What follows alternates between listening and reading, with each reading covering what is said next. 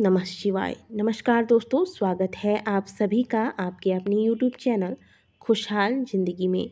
सबसे पहले तो आप सभी को दीपावली महापर्व की ढेर सारी शुभकामनाएं। साल 2022 में 24 अक्टूबर दिन सोमवार को दीपावली का महापर्व मनाया जाएगा। धार्मिक मान्यताओं के अनुसार 5 दिनों तक लगातार चलने वाले इस महापर्व की शुरुआत धनतेरस से हो जाती है। इस महापर्व के दौरान माता लक्ष्मी संग भगवान गणेश, धन्वंतरी भगवान कुबेर देवता तथा यमदेव की पूजा अर्चना की जाती है। साथ ही दिवाली पर द्वार पिंडी यानी कि दहलीज की पूजा करने का खास महत्व है। धार्मिक मान्यताओं के अनुसार दहलीज में सभी देवी देवताओं का निवास होता है, जिस कारण इसका पूजन करना शुभ होता है। कहा जाता है कि इसकी पूजा करने से घर में बुरी शक्तियों का प्रवेश नहीं होता। वास्तुशास्त्र में भी दहरी को खासा महत्व प्रदान किया गया है। कहा जाता है कि यहीं से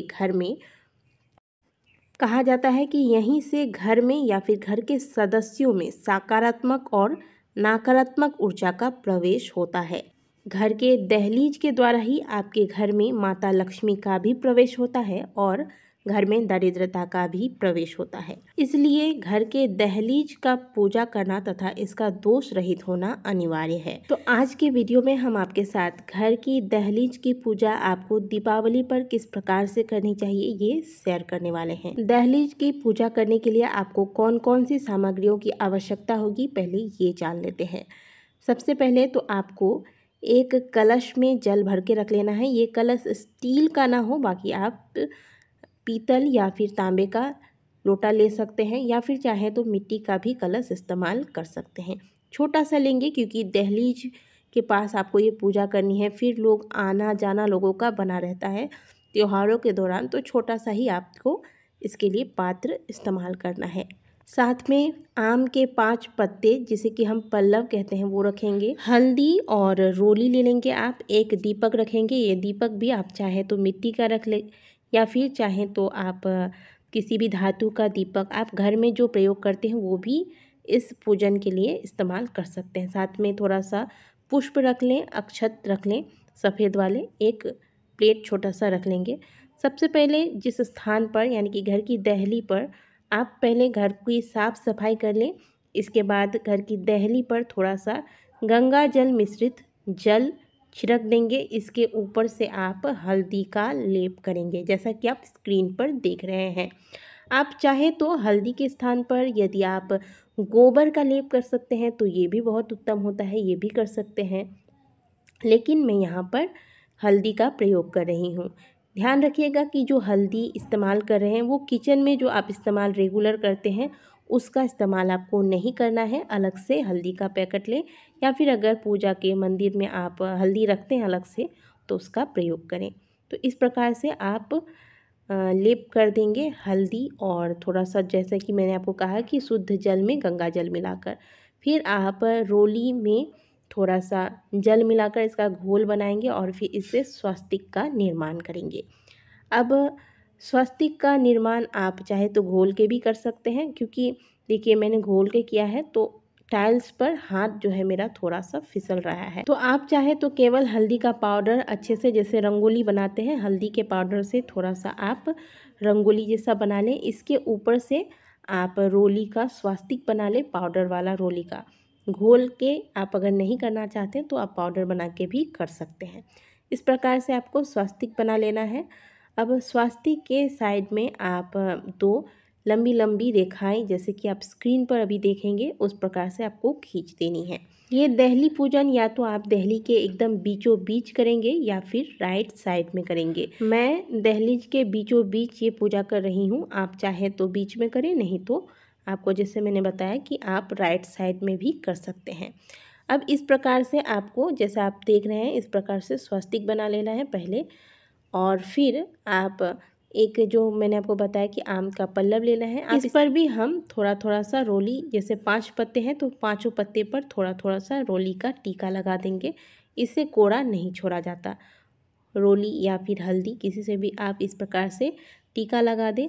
और जो जल का कलश मैंने आपको बताया है वो हम यहाँ पे स्थापित करेंगे, इसलिए थोड़ा सा यहाँ पे हम चावल के दाने डाल देंगे। आप चाहें तो धान का प्रयोग कर सकते हैं इसमें, और फिर इस प्रकार से कलश स्थापित कर देंगे। इस कलश में आपको कुछ भी नहीं डालना है, बस ये आम का जो पल्लव है ये आपको इसमें डाल देना है। अब इस कलश पर आप चाहें तो आप कलश पर भी स्वस्तिक का निर्माण कर सकते हैं, या फिर 5 जगह इस प्रकार से रोली का आप तिलक लगा दें। जिस प्रकार से हमने आपको यम के निमित्त दीप दान करने के लिए 5 दिन की विधि बताई थी, उसी प्रकार से आप चाहें तो 5 दिनों तक, यानी कि धनतेरस से शुरू करके भाई दूज तक इस प्रकार से आप दहली पूजन कर सकते हैं। और अगर आप चाहें तो 5 दिन ना करके केवल धनतेरस, छोटी दीपावली, बड़ी दीपावली को इस विधि से दहलीज पूजन कर लें। और अगर 3 दिन भी नहीं कर सकते तो मात्र बड़ी दीपावली, जिस दिन माता लक्ष्मी की भगवान गणेश के साथ पूजा अर्चना हम सभी करते हैं, उस दिन आप दहली पूजन अवश्य करें। ये माता लक्ष्मी को आकर्षित करती है। माता लक्ष्मी उसी घर में प्रवेश करती हैं जो घर माता को अपनी ओर आकर्षित करता है, जो देख के माता प्रसन्न होती है, उसी ओर माता जाती हैं। इसलिए मुख्य द्वार को आपको सुंदर से स्वच्छ करके इस विधि से पूजा करना है, माता के आगमन की तैयारी करनी है। अब इस प्रकार का एक छोटा सा पात्र ले लें, इसमें थोड़ा सा चावल या फिर चाहे तो धान भी रख सकते हैं, रखकर इसे कलश पर स्थापित कर दें। अब इसी चावल वाले पात्र के ऊपर आपको एक दीपक रखना है। ये दीपक आप मिट्टी या फिर धातु का रख सकते हैं। दीपक को जलाने के लिए घी का या फिर आप तिल के तेल का प्रयोग कर सकते हैं। हम माता लक्ष्मी के स्वागत के लिए ये दीपक लगा रहे हैं, तो इसके लिए हम क्या करेंगे, बाती जो लेंगे, वो जो कलेवा आता है ना, जो हम हाथ में बांधते हैं कच्चे सूते का, उसका आप बाती तैयार करें। जो आप नवरात्रि में तैयार करते हैं उसकी बाती आप तैयार कर सकते हैं। चाहे तो सफ़ेद वाली जो बाती होती है रुई की, उसका भी प्रयोग आप कर सकते हैं। तो पहले आप इस दीपक को प्रज्वलित करें। इसके बाद थोड़े से पुष्प हम कलश की चारों ओर से अच्छे से सजा देंगे। बहुत से लोग अब आप चाहें तो इस प्रकार भी कर सकते हैं कि जैसे आपने कलश स्थापित किया तो कलश के ठीक सामने आप माता लक्ष्मी के चरण कमल के जो स्टिकर्स पाए जाते हैं, स्टिकर लगा सकते हैं। और नहीं तो आप रंगोली बना सकते हैं, माता लक्ष्मी के चरणों की आकृति बना सकते हैं।